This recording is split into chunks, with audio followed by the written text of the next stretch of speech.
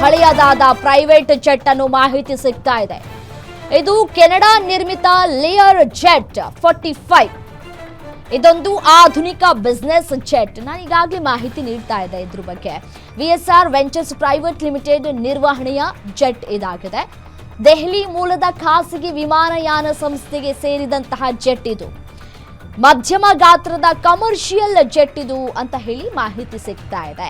VIP ಮತ್ತು corporate ಪ್ರಯಾಣಕ್ಕಾಗಿ ಅಂತಾನೆ ಹೇಳಿ ಬಳಸ್ತಾ ಇದ್ದಂತಹ ಜೆಟ್ ಇದು. 8 ರಿಂದ 9 ಪ್ರಯಾಣಿಕರನ್ನ ಹೊತ್ತೊಯ್ಯುವಂತಹ ಸಾಮರ್ಥ್ಯವನ್ನ ಇದು ಹೊಂದಿದೆ. ಪ್ರೈವೇಟ್ ಜೆಟ್ನಲ್ಲಿ ಅಜಿತ್ ಪವಾರ್ ಅವರು ಪ್ರಯಾಣವನ್ನ ಬೆಳೆಸ್ತಾ ಇದ್ರು. ಇದು 16 ವರ್ಷದ ಹಳೆಯದಾದಂತಹ ಪ್ರೈವೇಟ್ ಜೆಟ್ ಅಂತ ಹೇಳಲಾಗ್ತಾ ಇದೆ. 16 ವರ್ಷ ಹಳೆಯದಾದ ಮಾತ್ರಕ್ಕೆ ಇದು ಸರಿಯಾಗಿ ಕಾರ್ಯನಿರ್ವಹಿಸ್ತಾ ಇರಲಿಲ್ವಾ ಅನ್ನುವಂತಹ ಪ್ರಶ್ನೆಗಳು ಕೂಡ ಉದ್ಭವ ಆಗುತ್ತೆ. ಅಥವಾ ಅದೇ ಹವಾಮಾನ ವೈಪರೀತ್ಯ, ಶೀತದಿಂದಾಗಿ ಸರಿಯಾಗಿ ಕಾರ್ಯನಿರ್ವಹಿಸಲಿಲ್ವಾ ಅನ್ನುವಂತಹ ಪ್ರಶ್ನೆ ಕಾಡ್ತಾ ಇದೆ. ನೋಡ್ಬೇಕು ಏನಾಗಿದೆ, ಏನು ಕಾರಣ ಅಂತ ಹೇಳಿ.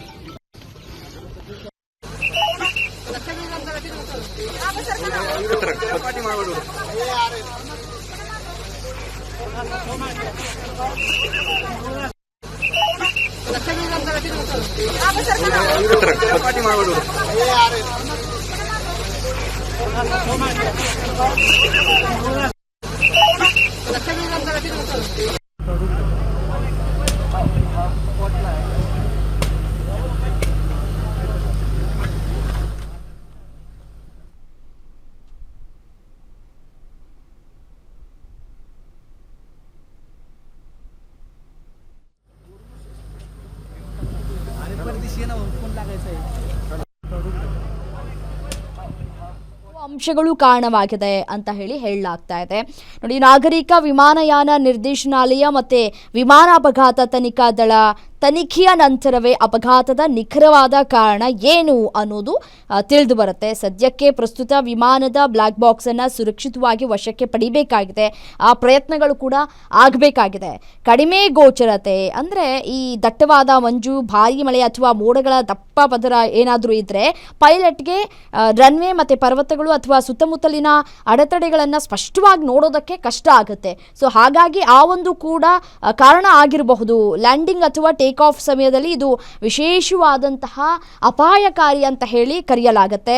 ಮತ್ತೆ ಇದು ತುಂಬಾ ಅಪಾಯಕಾರಿ ಹವಾಮಾನ ಸ್ಥಿತಿ ಅಂತ ಕೂಡ ಹೇಳಲಾಗ್ತಾ ಇದೆ.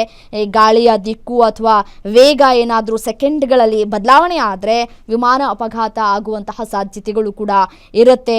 ಲ್ಯಾಂಡಿಂಗ್ ಸಮಯದಲ್ಲಿ ಅಪಘಾತಗಳಿಗೆ ಇದು ಪ್ರಮುಖ ಕಾರಣ ಅಂತ ಕೂಡ ಹೇಳಲಾಗ್ತಾ ಇದೆ. ಮತ್ತೆ ಕ್ಯುಮುಲೋನಿಯಂಬಸ್ ಅಂತ ಹೇಳಿ ಅಂದರೆ ಅತ್ಯಂತ ಬಲವಾದ ಗಾಳಿ ಏನಾದರೂ ಇದ್ದರೆ, ಬಲವಾದ ವರ್ಟಿಕಲ್ ಏರ್ ಮೂವ್ಮೆಂಟ್ ಏನಾದರೂ ಆಗ್ತಾ ಇದ್ರೆ ಇದು ವಿಮಾನ ನಿಯಂತ್ರಣ ತೆಗೆದುಕೊಳ್ಳೋದು ಕೂಡ ಕಷ್ಟ ಅಂತ ಕೂಡ ಹೇಳಲಾಗ್ತಾ ಇದೆ. ಇದು ಕಾರಣ ಆಗಿರಬಹುದು ವಿಮಾನ ಪತನ ಆಗೋದಕ್ಕೆ.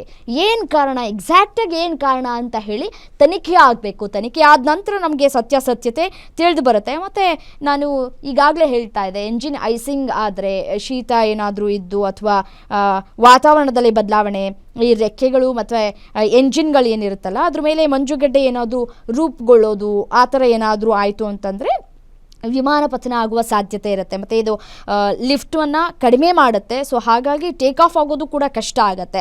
ಎಂಜಿನ್ ಶಕ್ತಿಯ ಮೇಲೆ ಸಾಕಷ್ಟು ಪರಿಣಾಮ ಕೂಡ ಬೀರುತ್ತೆ. ಸ್ಥಗಿತಗೊಳ್ಳುವ ಅಪಾಯವನ್ನು ಕೂಡ ಹೆಚ್ಚಿಸುತ್ತೆ.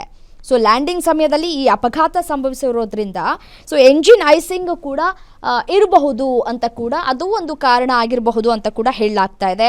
ಮತ್ತೆ ಈ ಸಂದರ್ಭದಲ್ಲಿ ಪೈಲಟ್ ದಿಗ್ಭ್ರಮೆಗೊಂಡಿರಬಹುದು ಅಥವಾ ಆಘಾತಕಾರಿ ಆಗಿರಬಹುದು ಅಥವಾ ಅವ್ರಿಗೆ ಭಯ ಶುರುವಾಗಿರಬಹುದು. ಏನು ಮಾಡಬೇಕು, ವಾಟ್ ನೆಕ್ಸ್ಟ್, ಏನು ಮಾಡಬೇಕು ಅನ್ನುವಂತಹ ಪ್ರಶ್ನೆ ಅವರನ್ನು ಆ ಸಂದರ್ಭದಲ್ಲಿ ಕಾಡಿರುತ್ತೆ. ಮತ್ತು ಭಯಕ್ಕೂ ಕೂಡ ಕಾರಣ ಆಗ್ತಾ ಇರುತ್ತೆ. ದಟ್ಟವಾದ ಮೋಡಗಳು ಅಥವಾ ಕತ್ತಲೆಯಲ್ಲಿ ಪೈಲಟ್ ಪ್ರಾದೇಶಿಕ ದಿಗ್ಭ್ರಮೆಯನ್ನು ಕೂಡ ಅನುಭವಿಸ್ಬೋದು. ಹೇಗೆ ಹೋಗೋದು, ಯಾವ ವೇನಲ್ಲಿ ಹೋಗಬೇಕು ಅನ್ನೋದು ಕೂಡ ಗೊತ್ತಾಗೋದಿಲ್ಲ, ಮುಂದೆ ದಾರಿ ಕೂಡ ಕಾಣಿಸ್ತಾ ಇರೋದಿಲ್ಲ. ಸೊ ಹಾಗಾಗಿ ಅದು ಕೂಡ ಒಂದು ಕಡೆ ಕಾರಣ ಆಗಿರಬಹುದು. ಅವರ ಈ ಮೆದುಳು ಸಾಕಷ್ಟು ಯೋಚನೆ ಮಾಡ್ತಾ ಇರುತ್ತೆ.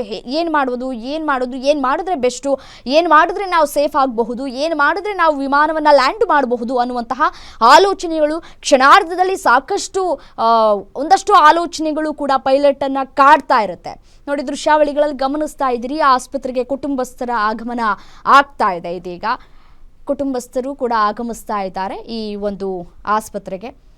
ಈಗೇನು ಎಲ್ಲ ಶವಗಳನ್ನು ಆಸ್ಪತ್ರೆಗೆ ರವಾನೆ ಮಾಡಲಾಗಿದೆಯಲ್ಲ, ಸೊ ರವಾನೆ ಮಾಡಿದಂತಹ ಹಿನ್ನೆಲೆಯಲ್ಲಿ ಇದೀಗ ಆಸ್ಪತ್ರೆಗೆ ಕುಟುಂಬಸ್ಥರ ಆಗಮನ ಆಗ್ತಾ ಇದೆ.